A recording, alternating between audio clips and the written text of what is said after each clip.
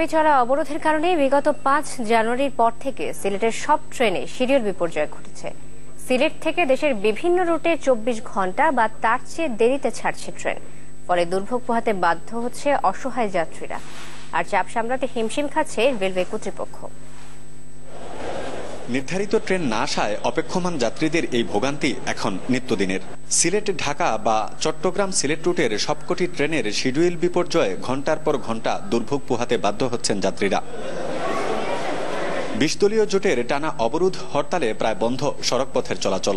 আর কোনো উপায় না থাকায় দূরপাল্লার সাধারণ যাত্রীদের শেষ ভরসাই এখন ট্রেন। সময় তো নষ্ট হচ্ছে অনেক, তারপরে রাস্তাঘাটেও তো নিরাপত্তা নাই। হরতালের মধ্যে অনেক টাফই আসা। বিঘ্ন হচ্ছে, আমাদের কাজকর্মে যেতে পারছি না, ট্রেনে যাতায়াত ব্যবস্থা, বিভিন্ন কাজে অফিসে যেতে পারছি না।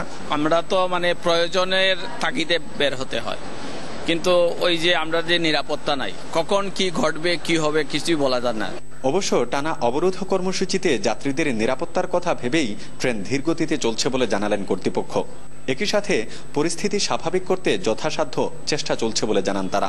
বলতে গেলে শিডিউল বর্তমানে বিপর্যয় এটা চরম, যার ফলে ট্রেনের ওই শিডিউল ধরে রাখা যাচ্ছে না। আমরা চেষ্টা সাধারণত আমরা চালিয়ে যাচ্ছি। যদি অ্যাডভান্স পাইলট, তারপরে ওই ট্রাক পেট্রোলিং এবং আনসার বাহিনীর সদস্য নিয়োজিত করার পরে বলা যাবে আমরা কতটুকু শিডিউল বিপর্যয় রোধ করতে পারি।